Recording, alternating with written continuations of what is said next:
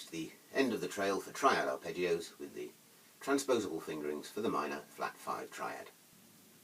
So beginning with the second finger position on the lowest string, string 6, we begin with finger 2, finger 1, then stretches down to the minor 3rd here, flat 5th played with finger 3, and the octave with finger 4. Now you may find, like me, that it could be more comfortable to swap finger 3 for finger 2 as the starting finger. And we'll certainly find on the higher strings that starting with finger 3 can have its advantages. Either way, we finish with the octave under finger 4, and we're now in position to extend the arpeggio into the upper octave, playing the minor 3rd with finger 2, and then the flat 5th falls under finger 1, string 2, and the final high octave under finger 2, string 1.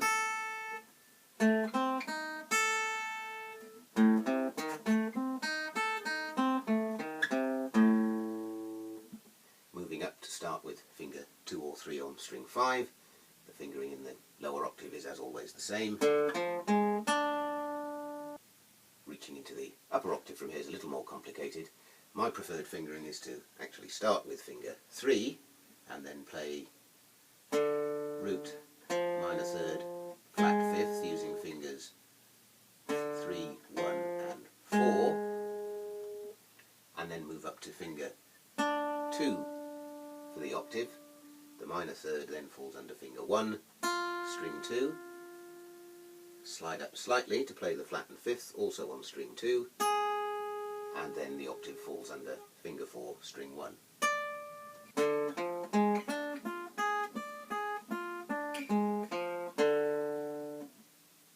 Beginning on string 4, the octave now falls on string 2, so we've got an extra fret position to stretch for that. So here I would start either 3rd or 2nd finger, minor 3rd as normal, and then move up to play the flat and 5th with finger 2, and then the octave falls under finger 4.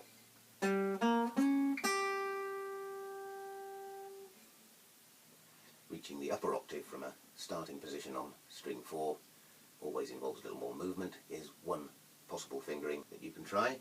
So I begin finger 3 and then minor 3rd and flat and 5th, fingers 1 and 4, and then I move up to finger 3 at the octave. Then we have the minor 3rd, string 1, and then slide up to play the flat 5th with finger 2, and finally the octave with finger 4.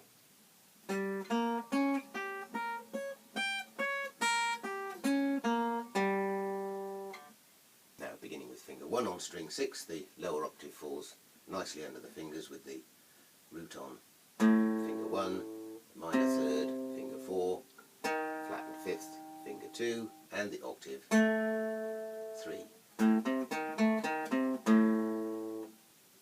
Moving into the upper octave, though, presents a little bit of a problem. If we start here with finger 3 at the 1st octave, we then have the minor 3rd falling under finger 1, string 3, the flat and 5th is under finger 4, string 3, but now the high octave is finger 1, string 1, which means that to get from the flat 5th to the octave we have to skip over string 2 with the pick.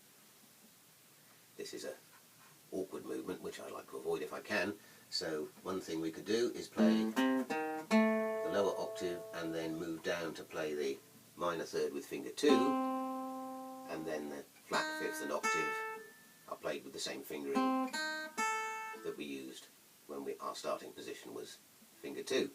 I'm not particularly happy with this either, because if we're starting our arpeggio pattern on finger 1, the general movement is upwards towards the higher registers of the fretboard, and if we play this, we now have a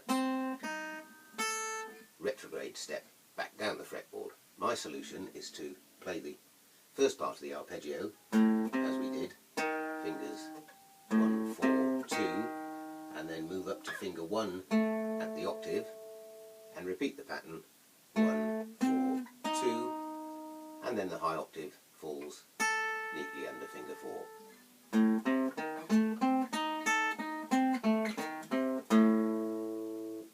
Beginning with finger 1, string 5, I do something similar.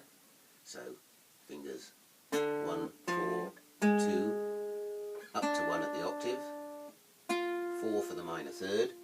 Now we're moving on to string 2, the B string, so the flattened fifth falls under finger 3 and the octave on finger 4.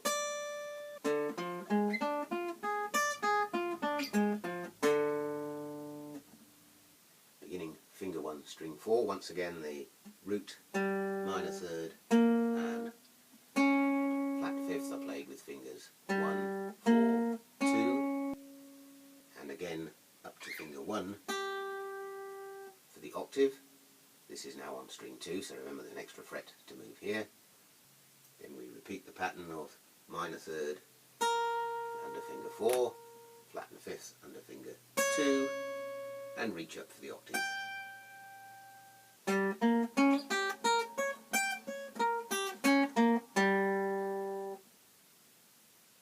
Beginning with finger 4, string 6, the minor third then falls under finger 2, string 5.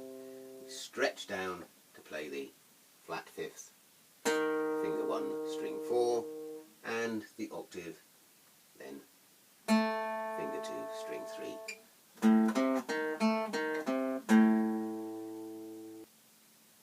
Beginning on string 5, something very similar, except that the octave now falls on string 2, so lands under the third finger.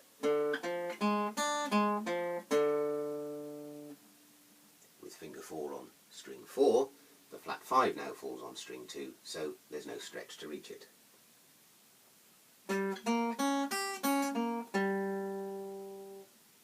We're now in the position to incorporate these arpeggio fingerings into our 2-5-1 and 6-2-5-1 chord progressions. I'll just give a couple of examples here, starting with A minor with the tonic chord arpeggio beginning on string 6 and using the second finger starting position. So we begin with the 6th chord of F major on string 5, then move down to the 2, that's B minor flat 5, up to the 5, E major, and finally down to the 1, A minor.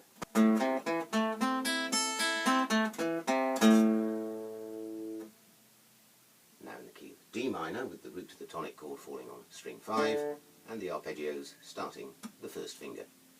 D minor is the relative minor of F major, that's the key with 1 flat, namely a B flat, and the B flat is in fact the 6th of D minor, so we begin here with B flat.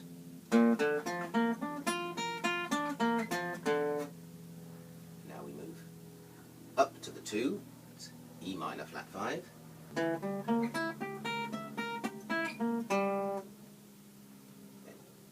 down to the 5 of A major,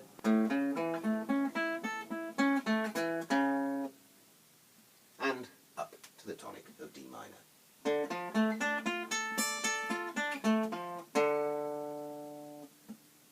In my book I give 9 examples of arpeggio fingerings for each chord progression based on the 9 starting positions, but even 9 is nothing like an exhaustive list of all the possible combinations, so you should spend a certain amount of time discovering more of the alternatives for yourself.